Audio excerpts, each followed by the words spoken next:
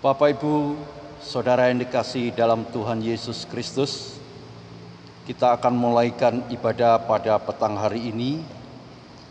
Mari kita satukan hati, kita masuk dalam saat teduh.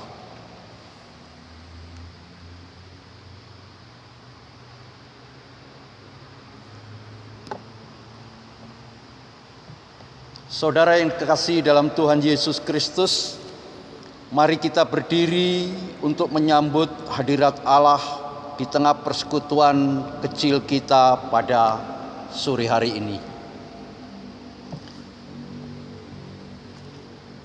Kita akan angkat satu pujian dari Kidung Jemaat 242 bait 1 dan 4. Muliakan Allah Bapa. Muliakan Allah Bapa, muliakan Putranya, muliakan Roh Penghibur, ketiganya yang esa. Haleluya, puji Dia kini dan selamanya. Kemuliaan selamanya dalam surga bergema. Hormat dan syukur dan kuasa diberi ciptaannya. Haleluya, puji Dia, Raja Agung semesta. Mari kita berdoa, sekaligus kita mohon bimbingan Roh Kudus akan pembacaan firman Tuhan. Mari kita berdoa. Puji syukur kami naikkan kepadamu, ya Tuhan. Tuhan yang berkuasa alam semesta. Tuhan yang senantiasa kami sembah di dalam Yesus Kristus Tuhan kami. Kami bersyukur jikalau pada petang hari ini kami boleh bersama-sama jemaat-Mu, boleh memuji memuliakan nama Tuhan di dalam ibadah keluarga, persekutuan Jemaat GPIB Getsemani Balikpapan ini. Kiranya Tuhan Engkau memberkati kami semua di dalam ibadah ini dari awal, pertengahan hingga akhirnya. Dan di dalamnya kami akan membaca, merenungkan kebenaran Tuhan.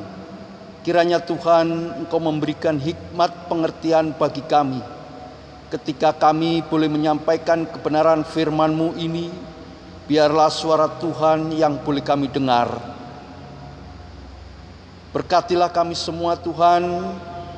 Kami siap untuk mendengarkan firman-Mu. Di dalam nama Tuhan Yesus Kristus, yang adalah Tuhan dan Juru Selamat kami yang hidup. Amin. Saudaraku yang dikasihi Tuhan, untuk menghormati firman Tuhan, mari kita berdiri. Kita akan membaca firman Tuhan yang terambil dari kitab Kisah Para Rasul, pasal 3, ayat 11 hingga ayat yang ke-20, yang mengatakan, karena orang itu mengikuti Petrus dan Yohanes, maka seluruh orang banyak yang sangat keheranan itu datang mengerumuni mereka di serambi yang disebut Serambi Salomo. Petrus melihat orang banyak itu lalu berkata, "Hai orang Israel, mengapa kamu heran tentang kejadian itu? Dan mengapa kamu menatap kami seolah-olah kami membuat orang ini berjalan karena kuasa atau kesalehan kami sendiri? Allah Abraham, Ishak dan Yakub, Allah nenek moyang kita telah memuliakan hamba-Nya, yaitu Yesus yang kamu serahkan dan tolak di depan Pilatus, walaupun Pilatus berpendapat bahwa ia harus dilepaskan. Tetapi kamu telah menolak yang kudus dan benar, serta menghendaki seorang pembunuh sebagai hadiahmu. Demikianlah ia, pemimpin kepada hidup, telah kamu bunuh, tetapi Allah telah membangkitkan dia dari antara orang mati. Dan tentang hal itu kami adalah saksi. Dan karena kepercayaan dalam nama Yesus, maka nama itu telah menguatkan orang yang kamu lihat dan kamu kenal ini. Dan kepercayaan itu telah memberi kesembuhan kepada orang ini di depan kamu semua. Hai saudara-saudara, aku tahu bahwa kamu telah berbuat demikian karena ketidaktahuan, sama seperti semua pemimpin kamu. Tetapi dengan jalan demikian Allah telah menggenapi apa yang telah difirmankannya dahulu dengan perantaraan nabi-nabinya, yaitu bahwa Mesias yang diutusnya harus menderita. Karena itu sadarlah dan bertobatlah, supaya dosamu dihapuskan, agar Tuhan mendatangkan waktu kelegaan dan mengutus Yesus yang dari semula diuntukkan bagimu sebagai Kristus. Demikian pembacaan Alkitab. Berbahagialah semua orang yang mendengar firman Tuhan dan melakukannya. Terpujilah Tuhan Yesus. Haleluya. Haleluya. Haleluya. Haleluya.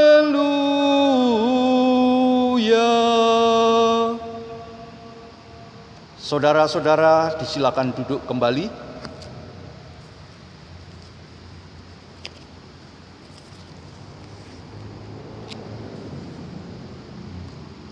Bapak, Ibu, Saudara yang dikasihi Tuhan Yesus Kristus, keluarga yang diberkati Tuhan,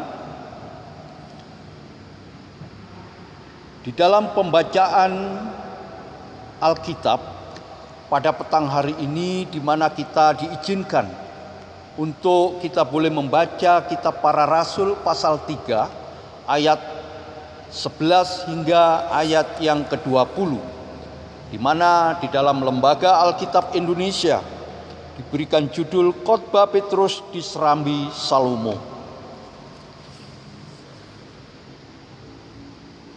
Jemaat Tuhan, kalau kita melihat di awal bacaan kita, di mana setelah orang banyak berkumpul dengan penuh kekaguman karena orang lumpuh yang tiba-tiba bisa sembuh,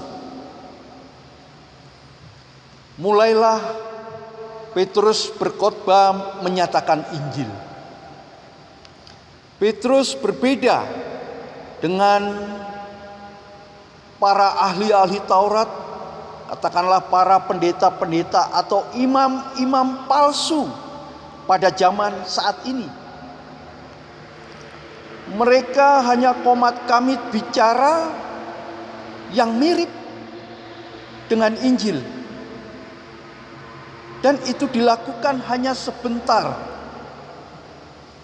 lalu memulai dengan pameran mukjizat dengan sangat lama. Jauh lebih lama dan jauh lebih megah daripada waktu mereka berkhotbah. Seluruh fokus ada pada mukjizat tentunya, tidak pada pengkhotbah.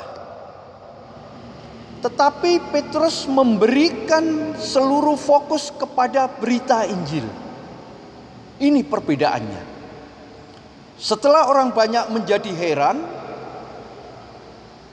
segera Petrus meninggikan Kristus dengan berkhotbah dengan beraninya mereka di hadapan orang banyak.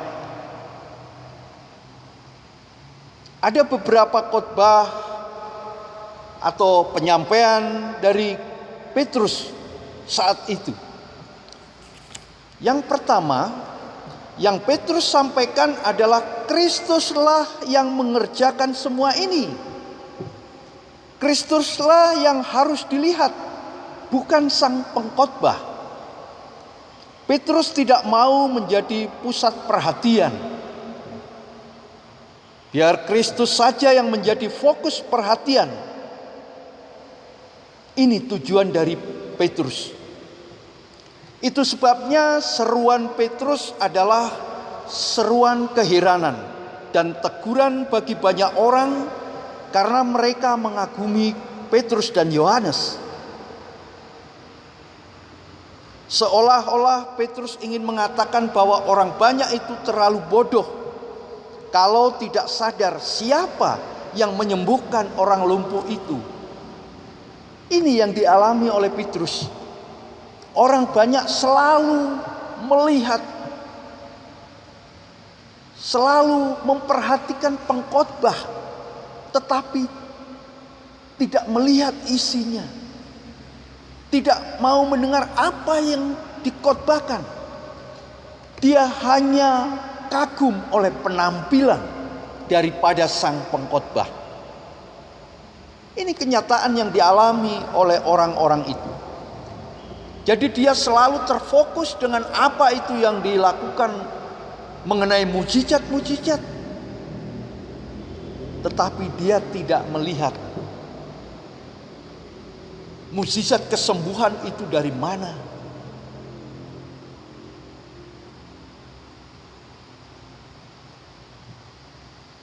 Saudara-saudara yang kekasih dalam Tuhan Yesus Kristus, bukan karena kuasa Petrus, bahkan bukan karena kesalehan Petrus, tetapi hanya karena kuasa Kristus. Kristus yang bekerja. Dan ketika orang-orang gagal untuk mengetahuinya, maka Petrus berseru dengan tegas untuk mereka berhenti memandang kepada dirinya dan memulai mengalihkannya kepada pemilik kuasa yang sejati, yaitu Kristus. Inilah tanda bahwa karya Roh Kudus memenuhi seseorang dan membuat dia meninggikan Kristus. Saudara-saudara yang kekasih dalam Tuhan Yesus Kristus, hal yang berikutnya yang Petrus sampaikan adalah bahwa Allah Israel pun meninggikan Kristus. Ini khotbah yang kedua yang dilakukan oleh Petrus yang tercatat di dalam Kisah Para Rasul, yang menegur dengan keras orang Israel. Kita bisa bayangkan hal ini, saudara-saudara. Allah meninggikan Kristus, Israel memaku dia di kayu salib. Allah nenek moyang mereka memuliakan Yesus Kristus, dan mereka menghina dia dan menolak dia.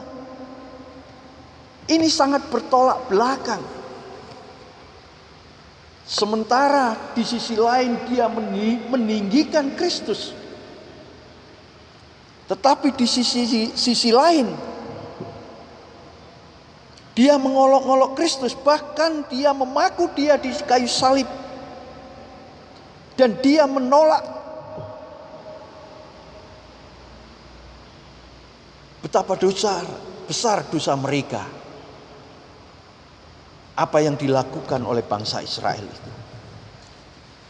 Kita bisa perhatikan bagaimana Petrus mengalihkan fokus perhatian mereka ke dalam mereka sendiri. Berita Injil harus dinyatakan dengan seruan menegur dosa. Siapa yang mau menerima Injil, dia harus berbalik dari dosa-dosanya. Bagaimana orang itu akan berbalik dari dosa-dosanya jika dia tidak merasa berdosa? Bagaimana dia bisa merasa berdosa jika dia tidak pernah ditegur dosanya?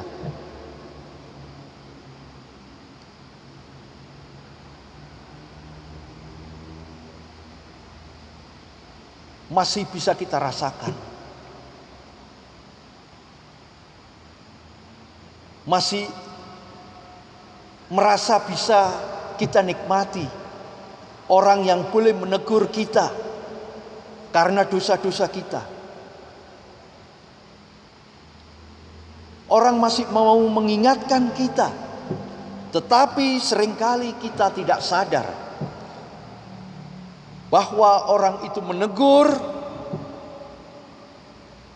supaya dia ingat akan dosa-dosanya.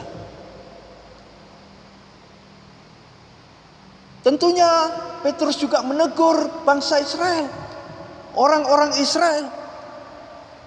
Orang-orang Israel telah melakukan dosa yang paling besar. Ini yang dilakukan oleh bangsa Israel, yaitu membunuh Sang Mesias yang telah datang untuk menjadi juru selamat mereka. Ini harus diakuin. Ini celaka yang paling besar bagi bangsa Israel.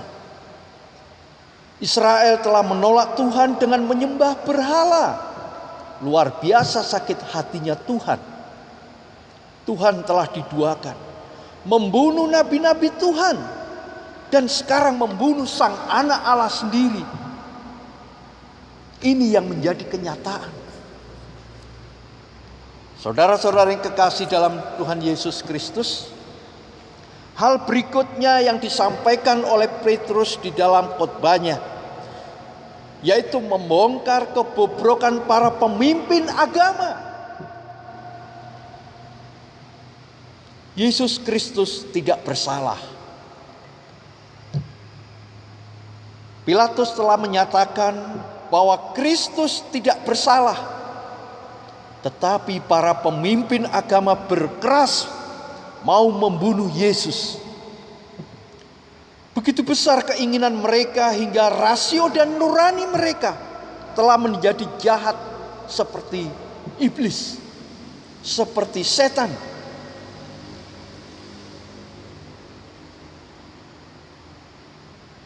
Mereka lebih suka seorang pembunuh dibebaskan dan Sang Mesias dipaku di kayu salib. Siapakah yang melakukan ini? Orang Israel yang melakukan. Israel menolak Allah dan membunuh anaknya yang datang menjadi raja mereka. Seruan Petrus bukanlah seruan untuk individu. Petrus berseru kepada orang banyak itu sebagai wakil dari Israel. Jika orang banyak mau mendengar, lalu para imam mau bertobat, maka Kristus akan memulihkan kerajaannya. Inilah hal-hal yang disampaikan oleh Petrus kepada orang banyak. Jadi pada dasarnya bahwa ketika orang bisa menyampaikan kebenaran firman Tuhan atau bisa berbicara atau menyampaikan sesuatu yang berguna, yang baik, kita harus bisa menelaah, kita harus bisa melihat, kita harus bisa mencermati dan mendengar dengan baik. Bukan kita memperhatikan pengkhotbah, bukan kita memperhatikan penceramah, tetapi apa isi dari ceramah itu, apa isi dari khotbah itu. Apalagi yang dibawakan adalah kebenaran firman Tuhan. Kita tidak melihat bagi pengkhotbahnya. Siapapun pengkhotbahnya, siapapun pewartanya, kalau itu yang disampaikan kebenaran firman Tuhan, kita harus dengar dengan baik dan kita harus pikirkan dengan baik, bahkan kita harus renungkan dengan baik, sehingga ketika firman Tuhan itu disampaikan, kita tentunya akan dapat melihat kebesaran Tuhan, kemurahan Tuhan, kasih karunia Tuhan melalui Roh Kudus yang bekerja atas kita. Saudara-saudara yang kekasih dalam Tuhan Yesus Kristus, tentunya juga Petrus menyadari bahwa apa yang dikatakannya belum tentu dapat dipahami dan diterima oleh orang banyak ketika dia berbicara. Baginya tidak menjadi soal, namun yang terpenting adalah bagaimana mereka dapat mengenal Yesus dan karya keselamatannya. Yang terpenting adalah dia bisa menerima Yesus, melihat Yesus dengan karya-karyanya. Bagi Petrus tidak menjadi soal ketika dia bisa melihat Petrus. Dia menolak Petrus. Tetapi bagaimana bisa membawa orang-orang itu bisa mengenal Kristus lebih dekat, bahkan karya-karya Kristus.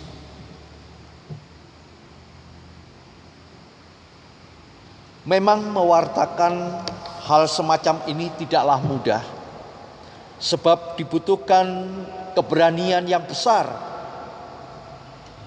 dan kesiapan untuk mati sebagai martir. Tetapi Petrus tidak peduli dengan keselamatannya.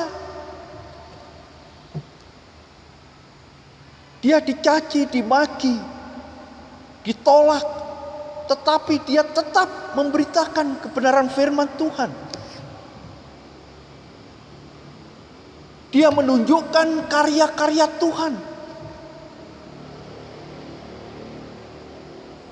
Mujizat-mujizat Tuhan. Dia bisa menyembuhkan orang. Dia tidak mau orang-orang itu melihat secara fisik, tetapi melihatlah siapa yang bisa bertindak ini, siapa yang bisa berbuat ini. Ini hanyalah kemurahan Kristus.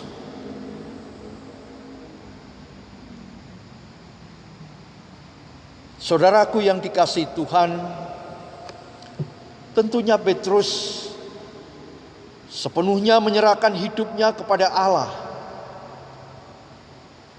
di dalam pelayanannya, dan juga ia berharap orang yang mendengar khotbahnya menyadari kesalahan dan mengambil tindakan untuk pertobatan.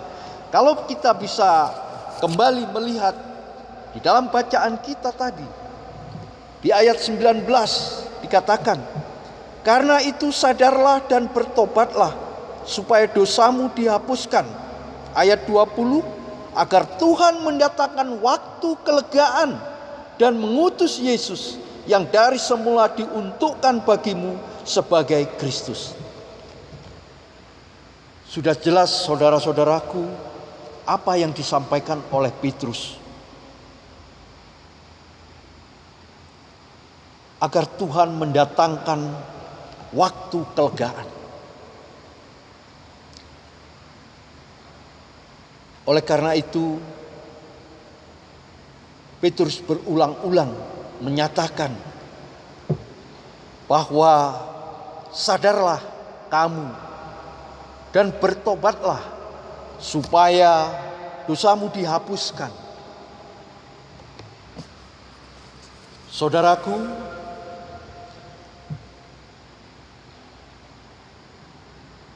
kita ketahui bahwa bagian pertama dari khotbah Petrus ini juga mengingatkan kita untuk menyadari ketika Allah sedang bekerja untuk meninggikan anaknya. Jika pada zaman Kisah Para Rasul banyak orang bersalah kepada Allah karena mengabaikan karya Allah untuk memuliakan anaknya, maka saat ini banyak orang yang bersalah karena menganggap karya setan sebagai karya Allah. Karya setan sebagai karya Allah.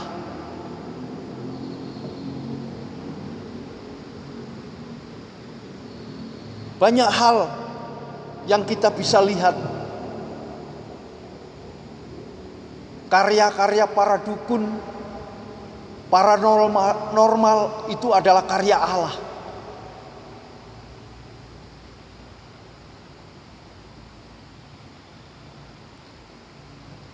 Saudara-saudara yang kekasih dalam Tuhan Yesus Kristus, setan tidak mungkin meninggikan Kristus dengan sungguh-sungguh. Tetapi dia bisa memalsukan karyanya, sehingga seolah-olah nama Yesus sedang ditinggikan. Nama Yesus diagungkan, tetapi semua konsep pengajarannya bukan pengajaran yang konsisten dengan Alkitab. Jika Yesus ditinggikan, tetapi si pengkhotbah membuat orang terjatuh, terlentang, kehilangan kesadaran. Ini adalah pekerjaan roh palsu. Banyak orang berbicara Kristus, Kristus, Kristus. Yesus, saya percaya, aku percaya. Tetapi apa yang percaya pada dirinya adalah kepercayaan yang semu. Dia selalu mengagungkan Yesus Kristus, tetapi di dalamnya sebenarnya tidak demikian. Inilah roh-roh setan, roh-roh iblis yang senantiasa bisa menyerupai siapapun juga.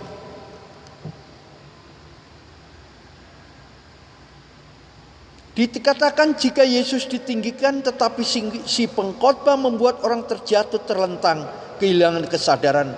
Ini adalah pekerjaan roh palsu? Benar. Roh Kudus tidak bekerja seperti ini. Hati-hati.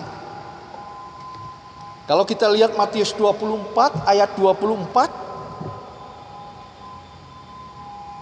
telah mengajarkan kepada kita bahwa setan akan pakai mujizat juga. Jadi jika kesalahan orang Israel pada zaman Tuhan Yesus adalah mereka menganggap pekerjaan Roh Kudus sebagai pekerjaan setan, maka kesalahan kita sekarang adalah menganggap pekerjaan setan sebagai pekerjaan Roh Kudus. Keduanya sama dosanya, sama-sama salah. Kalau semua itu kita juga menganggap bahwa itu pekerjaan Roh Kudus, karya-karya Tuhan yang disamarkan oleh Roh Kudus. Roh-roh setan, bukan roh-roh kudus. Saudara-saudara yang kekasih dalam Tuhan Yesus Kristus, zaman ini banyak orang menolak pekerjaan Roh Kudus, meninggalkan anak Allah. Sama seperti pada zaman Yesus Kristus, banyak orang mau menikmati mukjizat. Dia hanya mau menikmati hasil, menikmati mujizat itu. Mau makan roti hasil mujizat, tetapi tidak mau mendengar firman Tuhan. Banyak orang mau menerima hasilnya, tetapi tidak mau bekerja. Banyak orang seperti itu yang sekarang ini bisa kita lihat dan kita rasakan. Demikian juga sekarang orang-orang mengabaikan doktrin yang benar. Doktrin tentang kekristenan.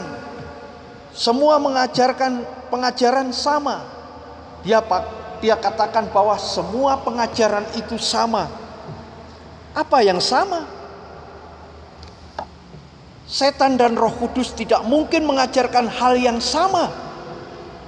Setan dan Roh Kudus tidak mungkin mengajarkan hal yang sama. Banyak orang tetap tidak peka menyadari bahwa Allah sedang bekerja meninggikan anaknya. Karena manusia mau gemerlap dunia, bukan kemuliaan Allah, bukan kemuliaan Tuhan.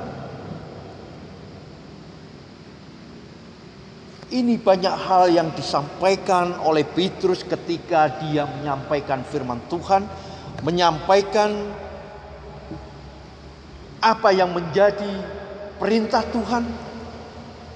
Kabar gembira, kabar sukacita. Ditunjukkan di situ mujizat-mujizat, dia bisa menyembuhkan orang sakit. Tetapi di balik itu semua, orang-orang Israel hanya melihat mujizatnya, hanya merasakan mujizatnya, hanya melihat siapa itu Petrus.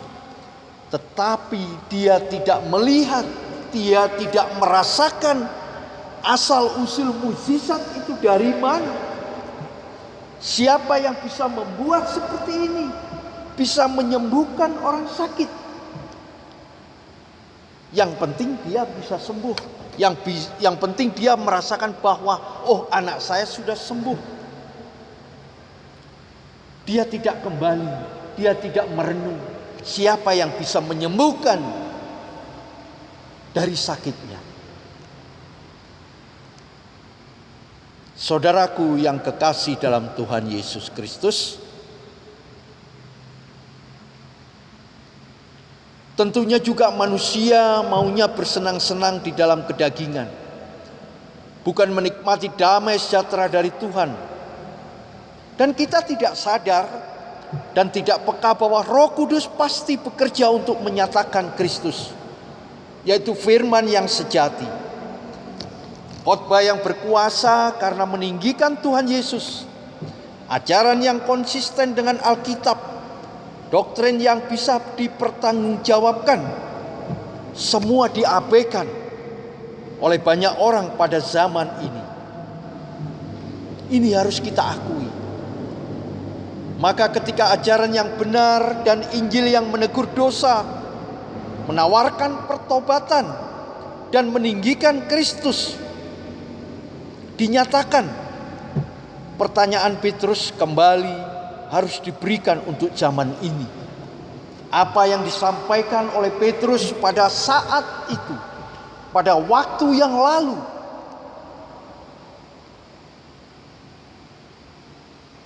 bisa kita pakai pertanyaan itu untuk saat ini, untuk sekarang ini, untuk zaman kita ini. Hai saudara sekalian, tidakkah engkau sadar bahwa Allah sedang bekerja? Apapun yang kita dapatkan, apapun yang kita rasakan, kita jangan hanya menikmati hasil dari apa yang kita dapatkan, tetapi kita merenung hasil yang kita dapatkan itu asalnya dari mana? Siapa yang memberikan hasil itu di dalam kehidupan kita? Tentunya adalah Yesus Kristus, Sang Juru Selamat kita, sumber kehidupan kita, sumber damai sejahtera kita. Saudara-saudara yang kekasih dalam Tuhan Yesus Kristus, kita semestinya juga bersyukur karena Allah dalam Kristus mengasihi kita dan mau mengampuni segala dosa kita. Karena itu janganlah kita menunda-nunda untuk percaya kepada Yesus Kristus dengan karya-karya Tuhan. Sebab Allah telah menetapkan bahwa Yesus Kristus adalah satu-satunya jalan keselamatan yang abadi. Oleh sebab itu, mari kita bisa menyaksikan, membawa damai sejahtera dimanapun kita berada. Siapapun kita semua, mari kita bawa kabar baik, kabar sukacita kepada saudara-saudara kita, baik yang belum mengenal Kristus maupun di antara kita orang-orang yang sudah dipilih Kristus. Terpujilah Kristus. Amin.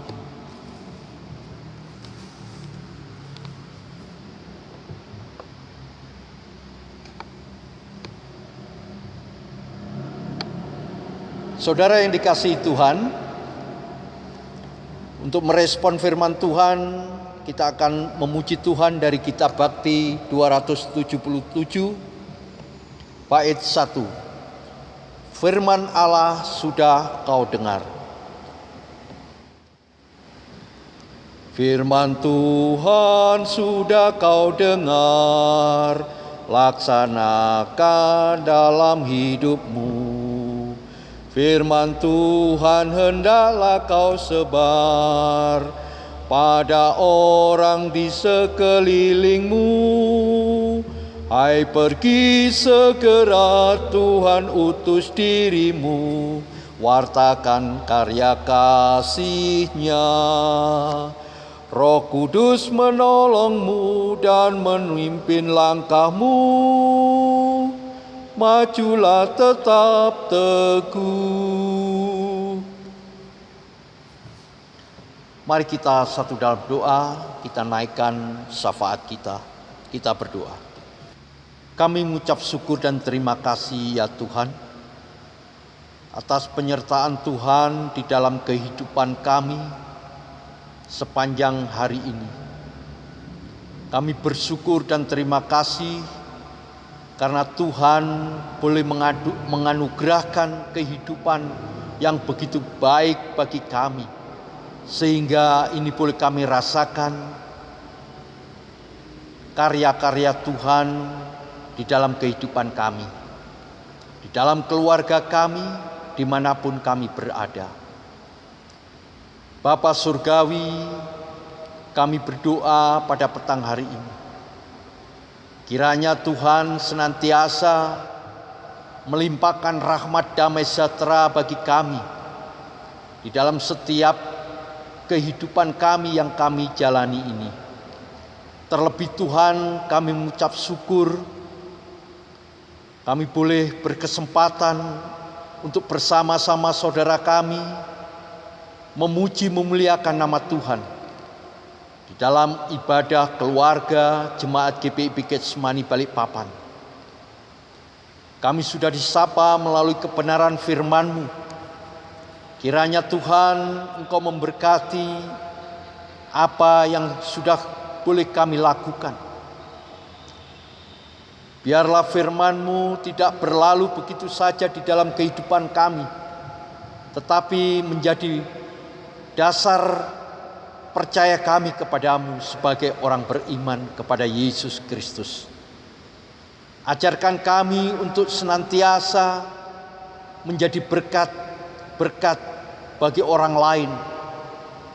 Ajarkan kami untuk bersaksi, menyampaikan kebenaran Tuhan di dalam kehidupan di mana kami berada.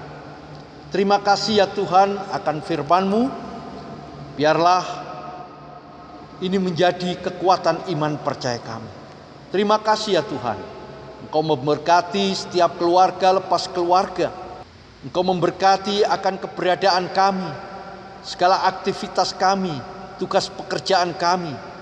Baik kami sebagai kepala keluarga untuk memenuhi kehidupan keluarga kami, juga sebagai ibu rumah tangga yang senantiasa boleh menjadi tiang doa bagi keluarga kami, membimbing anak-anak, menjaga kelangsungan kehidupan keluarga kami. Tuhan memberkati. Begitu juga Engkau memberkati anak-anak kami sebagai anak anugerah yang Tuhan percayakan kepada keluarga kami masing-masing. Tuhan memberkati. Bapa di dalam surga, kiranya Tuhan senantiasa juga memberkati kami semua ketika kami juga menghadapi pergumulan, baik di dalam tugas-tugas pekerjaan, di dalam kehidupan keluarga, di dalam kehidupan kami bermasyarakat.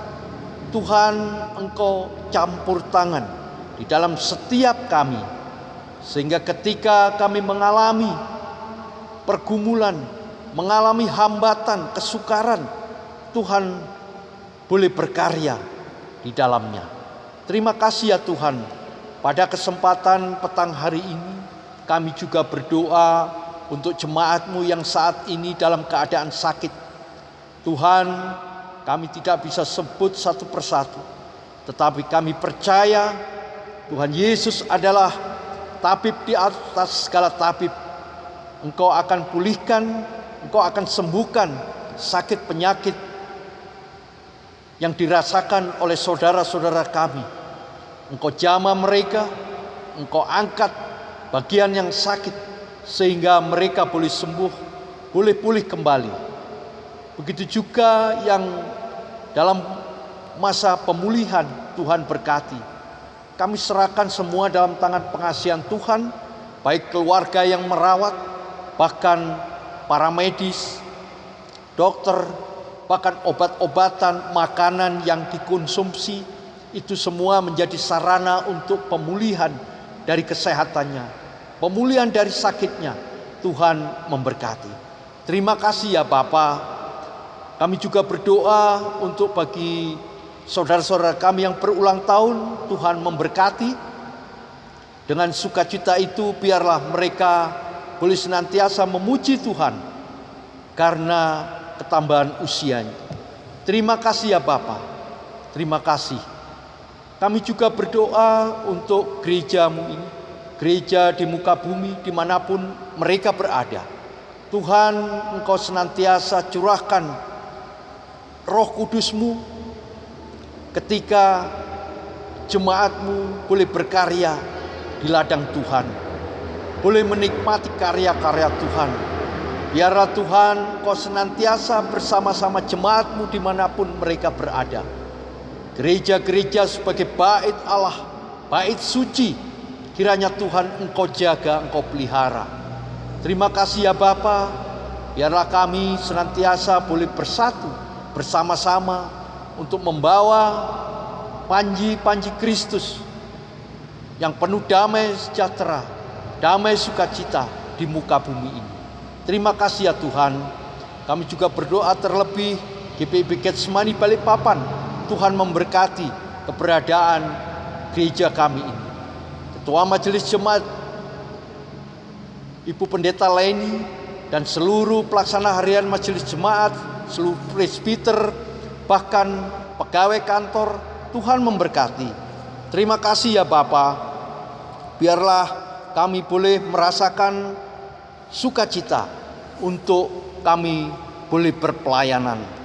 Bapa di dalam surga, kami juga berdoa untuk Majelis Sinode.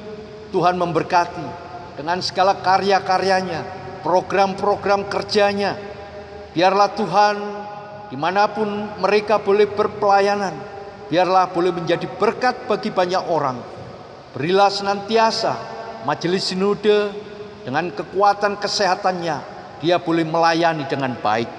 Biarlah GPIB boleh menjadi saluran berkat bagi banyak orang. Terima kasih ya Tuhan. Begitu juga tingkat musyawarah pelayanan Kaltim 1, di dalamnya pengurus, pelaksana harian. Tuhan memberkati. Kami percaya bahwa semua itu demi kemuliaan Tuhan. Bapa di dalam surga, kami juga berdoa untuk bangsa dan negara kami. Kiranya Tuhan Engkau memberkati akan bangsa dan negara kami. Saat ini kami masih mengalami pandemi COVID-19. Kiranya Tuhan Engkau senantiasa memberikan yang terbaik bagi kami bangsa Indonesia, ketabahan, kesabaran dalam menghadapi maupun mengalami pandemi ini. Biarlah Tuhan, hanya tangan Tuhanlah yang boleh mengakhiri akan pandemi COVID-19 ini. Kami boleh berusaha, tetapi Tuhan yang boleh menentukan. Bahkan kuasa Tuhan boleh ada dan nyata di tengah-tengah bangsa dan negara kami. Engkau memberkati akan para pemimpin kami, baik presiden, wakil presiden, bahkan para menteri, bahkan pemerintahan yang ada di daerah-daerah. Tuhan memberkati.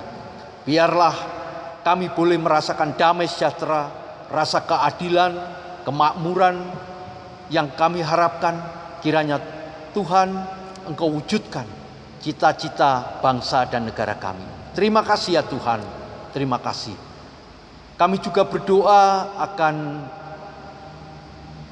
keberadaan dunia saat ini, terlebih dua negara, Palestina dan Israel yang berseteru. Kiranya Tuhan, kami melihat kemurahan Tuhan, kami melihat kasih sayang Tuhan, di mana beberapa saat boleh berkecamuk, tetapi karena kuasa Tuhan, kasih Tuhan akan kedua bangsa ini, Dia bisa menghentikan akan perseteruan ini. Oleh karena itu Tuhan, ajarkan kami, ajarkan dunia ini untuk merasa memiliki kasih sayang satu sama lain. Terima kasih ya Bapa. Terima kasih, kami percaya kedamaian yang ilahi, kedamaian yang sejati hanya berasal dari Yesus Kristus Tuhan kami. Terima kasih Tuhan, inilah doa kami, inilah permohonan kami dan ungkapan syukur hati kami yang kami naikkan hanya di dalam nama Tuhan Yesus Kristus yang telah mengajarkan kami berdoa. Bapa kami yang di surga, dikuduskanlah namamu, datanglah kerajaanmu, jadilah kehendak-Mu di bumi seperti di surga. Berikanlah kami pada hari ini makanan kami yang secukupnya, dan ampunilah kami akan kesalahan kami, seperti kami juga mengampuni orang yang bersalah kepada kami. Dan janganlah membawa kami ke dalam pencobaan, tetapi lepaskanlah kami daripada yang jahat. Karena Engkaulah yang empunya kerajaan dan kuasa dan kemuliaan sampai selama-lamanya. Amin.